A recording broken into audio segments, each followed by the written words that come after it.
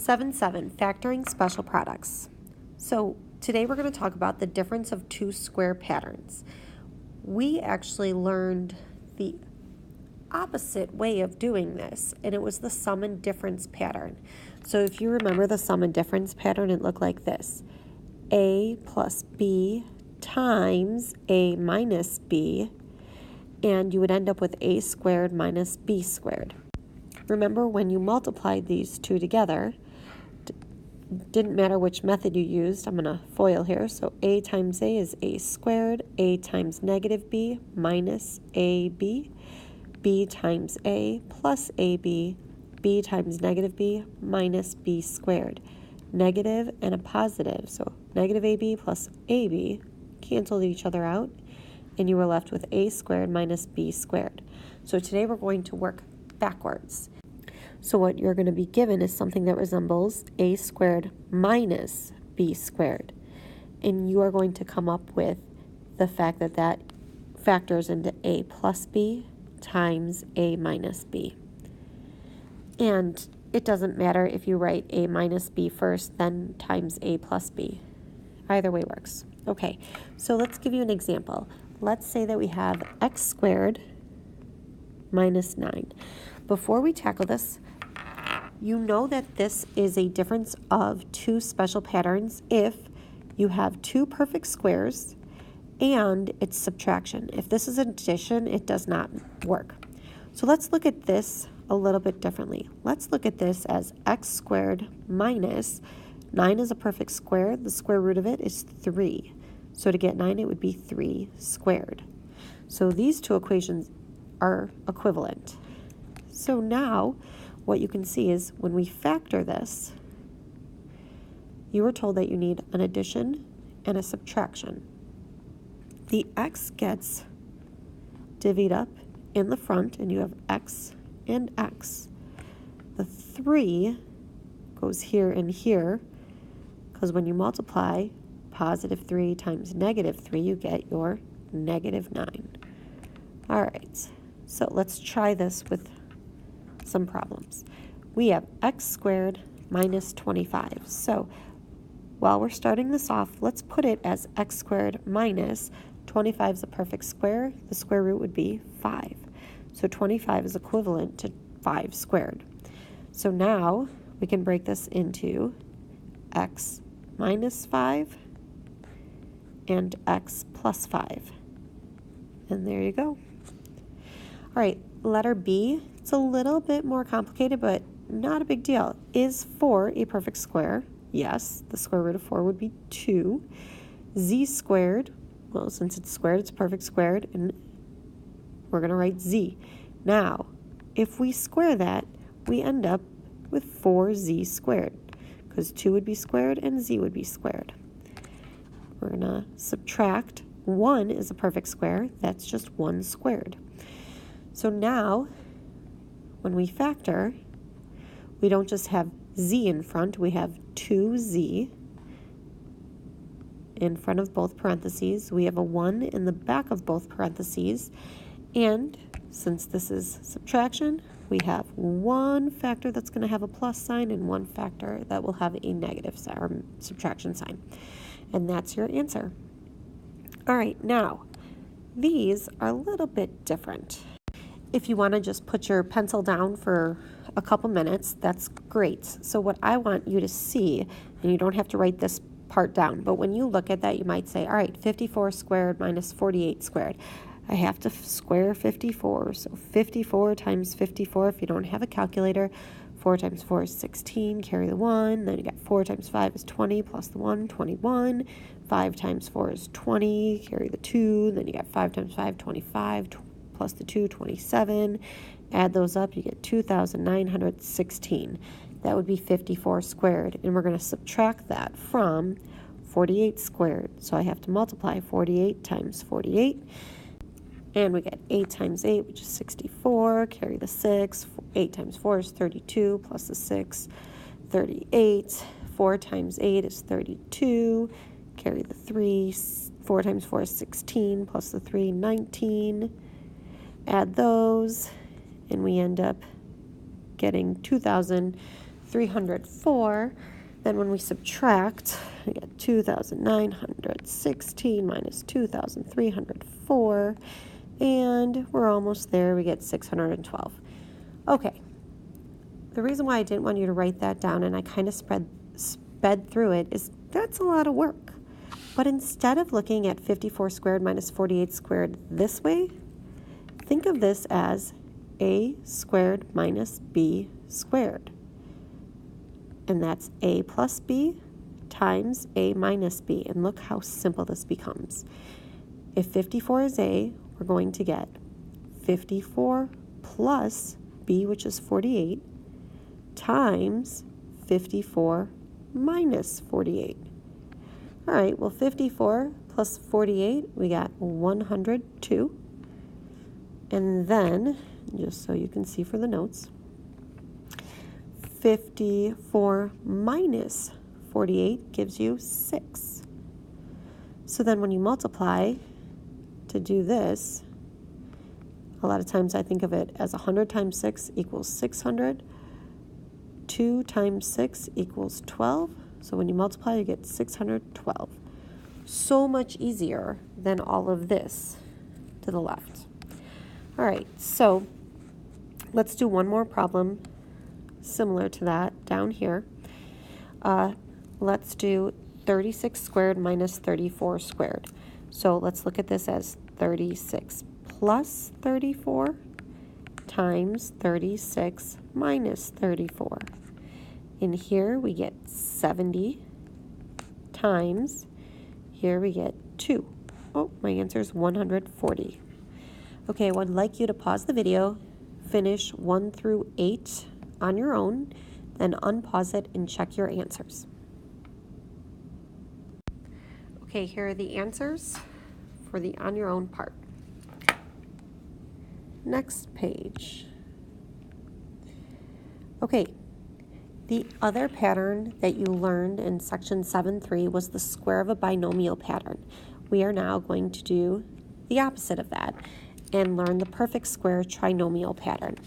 So if you are given a squared plus 2ab plus b squared, that can factor into a plus b times a plus b, which is just written a plus b squared. So we learned, like I said, the square of a binomial pattern was the opposite, where we were given this, okay? You wrote it this way. You could either FOIL it or distribute it horizontally or vertically, but you ended up with that. All right, let's do an example. So let's say we have x squared plus 6x plus 9. So the first thing to look at if this will work or not is, are the two outside terms, the one with the x squared and the constant, are those perfect squares? And in this case, they are. So we can rewrite it as x squared, we'll keep that. Then I want to go over here to the constant, and instead of writing 9, I want to write 3 squared. Now this formula, if you look at it, we have a squared and b squared in the back, but we have a and b that show up in the middle multiplied to 2. So if this is going to work, we're going to get a and b in the middle multiplied to 2. So my question is this what we have here? And the answer is yes. And if that's the case, then we have x plus 3 squared as the factored form. So let's try this with a subtraction sign. So a squared minus 2ab plus b squared. When you factor this, you'll end up with a minus b squared. So let's look at our example. X squared minus 6x plus 9. We'll keep the x squared. Instead of 9, we'll write 3 squared. And remember, x and 3 have to end up in the middle, and this sign would be subtraction. So x and 3 end up in the middle with 2. Does 2x times 3 equal 6x? And the answer is yes. So we can factor this as x minus 3 squared. All right, let's try letter A. The first thing you have to ask yourself to see if it's a perfect square trinomial pattern is, are these two terms, the constant and the one that's squared, are they perfect squares? The answer is yes. So let's try and see if it fits. N squared, instead of 16, we'll write plus 4 squared. So we need an n in the middle and we need a 4 in the middle times the 2. Well, does 2 times n times 4 give you 8n? And the answer is yes. So now to factor it, it would just be n plus 4, the a plus the b squared. All right, next problem. This one's a little bit more complicated, but not that bad at all, because you have a coefficient that's not 1 in front of the x squared. So we have 4, we have x squared, and we have 9. Are all of these perfect squares? And the answer is yes. So 4x squared we're going to rewrite as 2x in parentheses squared. 9 we're going to rewrite as 3 squared. So the rule is we have to have the a and the b show up in the middle multiplied to 2. So if we write 2x times 3 and we multiply it by 2, do we get negative 12x? And 2 times 2 is 4 times 3 is 12, and I do have a mistake here. I need this to be subtraction. So we need to erase my addition sign and make it subtraction. Since we have negative 2 times 2x times 3 to give us a negative 12x, we're on the right track. To factor this, we would take a, which is 2x, minus b, which is 3, and put them in parentheses, square it. Example 4, letter A. We're going to solve the polynomial equation. So there's a couple things happening here. First, the word solve instead of just factor. So because it's equal to 0, we have to get an answer for x. And next, we have these oh so scary fractions. But they're not that scary. Plus, I'm going to teach you how to get rid of them. So we're going to clear the fraction. The way you clear a fraction out of an equation, and you can do this because it's an equation, so I can multiply, as long as I multiply the same thing to both sides of the equation, we're good to go. The equation still holds true. Now, to do this, we need to know what the common denominator is between 3 and 9. And the answer is 9. So we are going to multiply the whole equation by 9. Everything must be multiplied to 9. So 9 times x squared gives you 9x squared. 9 times 2/3 x, well, let's do that over here. 9 times 2/3. Well, we could put 9 over 1, and we can simplify 3 and 9. 3 goes into 3 once, 3 goes into 9 3 times, and when you multiply, you get 6 on top over 1, which is just 6. So we get plus 6x, and here we have 9 over 1 times 1 over 9. Well, those cancel each other on top and bottom, so you just get plus 1 equals 0. Hey, how about that? No more fractions. All right, so now let's see if it follows the rule of a perfect square trinomial pattern. These two, well, this 9, the x squared, and the 1 all have to be perfect squares. And they are. So let's rewrite 9x squared as 3x in parentheses squared. Let's rewrite 1 as 1 squared. We're going to add some addition signs. So we need to have a 3x in the middle and a 1. 3x times 1, and that has to be multiplied to 2. Does that give you the middle term that we have here? 2 times 3x times 1 is 6x. Beautiful. So this factors into 3x plus 1 squared. And remember, this is equal to 0, and we still need to solve the problem, not just factor it. So let's write this as 3x plus 1 equals 0. I don't have to write this twice because it would be the same thing and you'd get the same answer. Okay, it's the repeated root. So let's just subtract 1 We have 3x equals negative 1. Divide by 3, and your final answer is x equals negative 1/3. So just to throw it in there, negative 1/3, if you put it into x's position, negative 1/3 squared plus 2/3 times negative 1/3 plus 1/9 would equal 0. All right, next one, it's a little bit easier. Is this a perfect square trinomial pattern? Well, a squared, perfect squared, 9, perfect squared. So let's rewrite them as a squared, and over here plus 3 squared. A and B have to show up in the middle. A times 3 multiplied to 2. Does this give you 6x? Surely it does. So we got a plus 3 squared equals 0. And again, a plus 3 in parentheses squared is just a plus 3 times a plus 3. I only need to write it once in order to solve it. Subtract 3 from both sides. A is equal to negative 3. All right, the next few problems are on your own. So I would like you to pause the video. And then once you're done, unpause it, check your answers. So here are the correct answers. You have m plus 1 in parentheses squared, 3z plus 6 in parentheses squared.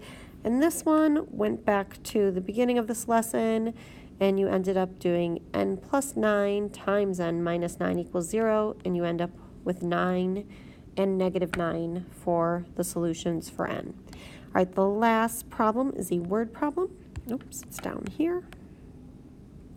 So, example 5, solve a real-life problem. A bird picks up a golf ball and drops it while flying. The function represents the height y in feet of the golf ball t seconds after it is dropped.